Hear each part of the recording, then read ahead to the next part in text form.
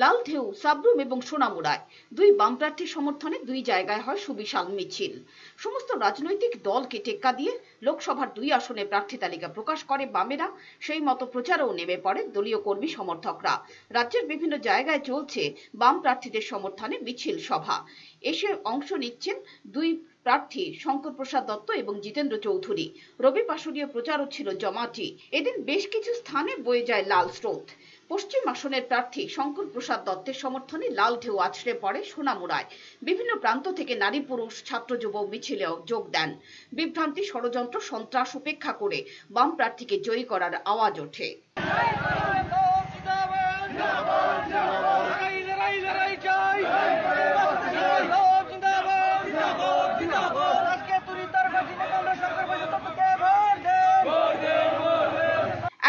সাবরুম ও উত্তাল হয় লাল ঝড়ে। পূর্ব আসনের বাম প্রার্থী জিতেন্দ্র চৌধুরীর সমর্থনে হয় সুবিশাল মিছিল। কলাছড়া এলাকায় এদিনকার মিছিল নাড়া দিয়ে যায়। রোদকে উপেক্ষা করে স্লোগান মুখরিত মিছিল নানা পথ পরিক্রমা করে সভায় মিলিত হয়।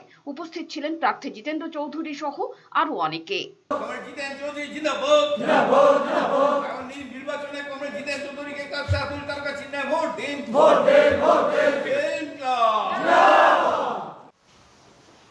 সারা দেশে ছি ছি রব করছিল, কিন্তু কংগ্রেসকে পরাজিত করলেও কংগ্রেস তো পরাজিত হবে মানুষের জানা হয়ে গেছিল, কিন্তু কে আসবে? আমরা সিপিআইএম বামফ্রন্ট তো এরকম শক্তিশালী না। একটা সরকার তো হতে হবে, কেন্দ্রে তো রাষ্ট্রপতির শাসন হয় না, কেন্দ্রে একটা সরকার থাকতে লাগে। আর আমরা সিপিআইএমও এত শক্তিশালী না। এদিন দুই জায়গায় প্রচুর মানুষ সামিল হয়েছিলেন। এই সময়ে যা ভাবতেও পারেনি শাসক দল।